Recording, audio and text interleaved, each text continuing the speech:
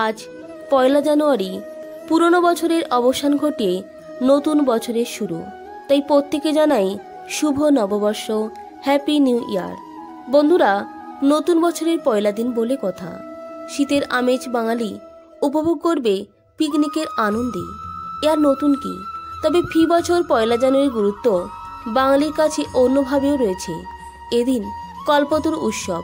এদিনই বিশ্ববিখ্যাত হিন্দু ধর্মের প্রচারক স্বামী বিবেকানন্দের গুরু ঠাকুর শ্রী শ্রী রামকৃষ্ণ পরমহংসদেব তার শিষ্যদের উদ্দেশ্যে বলেছিলেন, তোমাদের চৈতন্য হোক। আজকে ভিডিওতে ব্যক্ত করব শ্রী শ্রী রামকৃষ্ণদেবের সংক্ষিপ্ত জীবনী। এই উৎসবকে কেন কল্পতরু বলা হয় ও কেন পয়লা জানুয়ারি শুরু হয়েছিল কল্পতরু উৎসব ও তার ইতিহাস। আপনার প্রত্যেকে সঙ্গে থাকুন এবং শ্রবণ করুন আজকের ভিডিওটি। প্রথমে জেনে নেব রামকৃষ্ণদেবের সংক্ষিপ্ত জীবনী।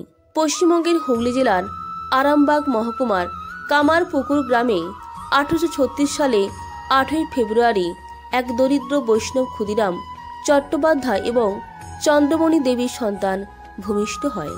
কথিত আছে, সন্তান ভূমিষ্ঠ হওয়ার আগে গয়া তীর্থ ভ্রমণে গিয়ে ক্ষুদিরাম চট্টোপাধ্যায় গদাধর বিষ্ণুকে স্বপ্নে দর্শন করেন। তাই নিজের চতুর্থ সন্তানের নাম তিনি রাখলেন গদাধর চট্টোপাধ্যায়। দাদা রামকুমার চট্টোপাধ্যায়ের হাত ধরে 1855 সালে গদাধর চট্টোপাধ্যায়ের কলকাতায় আগমন ঘটে। মাহিষ্য সমাজের জমিদার পত্নী রানী রাসমণি দক্ষিণেশ্বরে কালী মন্দির প্রতিষ্ঠা করেছেন। রানীমা প্রধান পুরোহিতের দায়িত্বভার অর্পণ করেছেন কামারপুকুরের রামকুমারের হাতে। তরুণ গদাধর দাদাকে পূজা অর্চনাতে সাহায্য করবেন। এক বছরের মধ্যে ছন্দপতন। আকস্মিকভাবেই 1856 সালে মৃত্যু হল রামকুমার চট্টোপাধ্যায়ের। তার স্থলাভিষিক্ত হলেন গদাধর চট্টোপাধ্যায়। দক্ষিণেশ্বরের কালী মন্দিরের প্রধান পুরোহিতের দায়িত্বভার গ্রহণ করলেন তিনি। শোনা যায়, এরপরে রানী রাসমণির জামাতা মধুরবাবু গদাধর চট্টোপাধ্যায়ের নামকরণ রামকৃষ্ণ করেন। তবে এ নিয়ে বিভিন্ন মত রয়েছে। কেউ কেউ বলেন যে তার এই নামকরণ করেন ঠাকুরের অন্যতম গুরু তোতাপুরী। প্রথাগত শিক্ষা তার কিছুই ছিল না সেভাবে, কিন্তু মুখে মুখে বলে দিতেন হিন্দু শাস্ত্রের সমস্ত গূঢ় তত্ত্ব অতি সরল ভাষায়, একেবারে গল্পের ছলে। এই জন্য তাকে গল্পের রাজাও বলা হয়। পরবর্তীকালে তার এই বাণী সংকলিত হয় কথামৃতক নামক গ্রন্থে। এর মধ্যে ঠাকুরের বিবাহ সম্পন্ন হয় কামারপুকুরের 3 মাইল উত্তর পশ্চিমে জয়রামবাটি গ্রামের রামচন্দ্র মুখোপাধ্যায়ের কন্যা সারদা দেবীর সঙ্গে। সেটা 1859 সাল। এতদিনে বঙ্গীয় শিক্ষিত সমাজ তাকে গুরুর আসনে বসিয়ে ফেলেছে। শিষ্য তালিকায় স্থান পেয়েছেন কেশবচন্দ্র সেন সমেত অন্যান্য গণ্যমান্যরা। বন্ধুরা, এবার আসছি এই উৎসবটিকে কেন কল্পতরু বলা হয়। এ বিষয়ে জানতে অবশ্যই আমাদের পুরাণে ফিরতে হবে। হরিবংশ ইত্যাদি পুরাণে কল্পতরুর উল্লেখ রয়েছে। দেবতা এবং অসুরদের মধ্যে সমুদ্র মন্থন হয়েছিল। পুরাণ অনুযায়ী সমুদ্র মন্থনকালে অমৃত, লক্ষ্মীদেবী, ঐরাবত ইত্যাদির সঙ্গে উঠে আসে একটি বৃক্ষ, যাকে পারিজাত বৃক্ষ বলা হয়। পরবর্তীতে দেবরাজ ইন্দ্রের বিখ্যাত নন্দনকাননে স্থান পায় এই পারিজাত বৃক্ষ এবং সেখান থেকে শ্রী সত্যভামার আবদারে শ্রীকৃষ্ণ পৃথিবীতে নিয়ে আসেন এই বৃক্ষ। এই পারিজাত বৃক্ষকেই কল্পতরু বলা হয়েছে, অর্থাৎ সেই বৃক্ষ যার কাছে যা চা হয় তাই পাওয়া যায়। কল্পতরু উৎসবের দিন ঠাকুরের ভক্তরা তাকে অবতার রূপে মেনে নেন। কথিত আছে, সেই দিন উপস্থিত সমস্ত ভক্তের মনোবাঞ্ছা ঠাকুরের কৃপায় পূরণ হয়েছিল। ভক্তদের বিশ্বাস, এই দিন ঠাকুর রামকৃষ্ণদেব সকলের মনের ইচ্ছা পূরণ করে থাকেন। এবার জেনে নেব কেন পয়লা জানুয়ারি শুরু হয়েছিল কল্পতরু উৎসব ও তার ইতিহাস। 1886 সালের পয়লা জানুয়ারি রামকৃষ্ণ পরমহংস তার ভক্তদের মন খুলে আশীর্বাদ করেন এবং যে যা চেয়েছিল তার কাছে সব তিনি পূরণ করেছিলেন।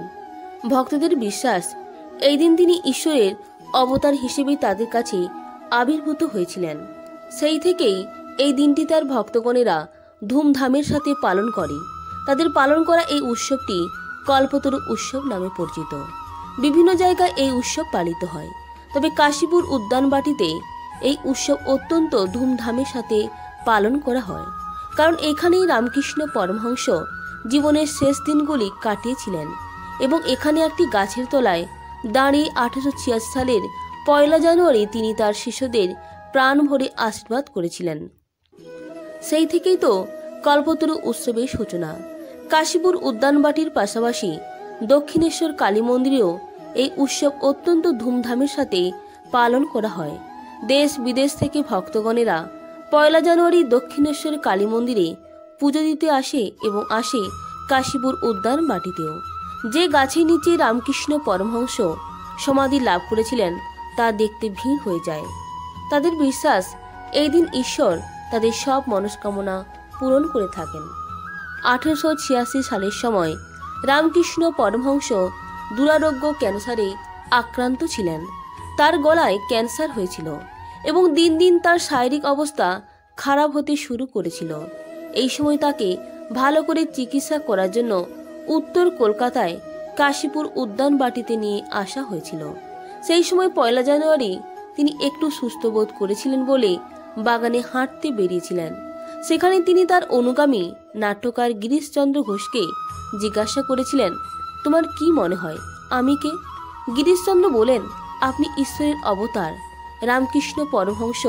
তাদের উত্তরে বলেছিলেন, তোমাদের চৈতন্য হোক। তারপর তিনি সমাধিস্থ হলে শিষ্যরা তার চরণ স্পর্শ করে। তাদের মতে তার স্পর্শে সেদিন প্রত্যেকের মধ্যে এক আলাদা আধ্যাত্মিক অনুভূতি হয়েছিল। তাই তাদের বিশ্বাস এই দিন তিনি আসলেই কল্পতরু অবতার নিয়েছিলেন। তারা তার কাছে প্রার্থনা করলে তিনি আশীর্বাদ করেছিলেন প্রাণ খুলে। সেই থেকে কল্পতরু উৎসব চলে আসছে। আজ নতুন বছরের প্রথম দিনে তার কাছে প্রার্থনা, হে ঠাকুর, আর কিছু না, আমাদের চৈতন্য দাও, কৈবল্য দাও। হে মহাভাগ, আমাদের নিঃশেষ করে নিংড়ে তোমার কোলে তুলে নাও। বন্ধুরা, এই ছিল আজকের ভিডিওটি। প্রত্যেকে ভালো থাকবেন, সুস্থ থাকবেন। ভিডিওটি যদি ভালো লাগে তার লাইক, কমেন্ট, শেয়ার করবেন। আর নতুন বছরের শুভ কামনা রইল প্রত্যেককে। ঈশ্বর আপনার মঙ্গল করুক।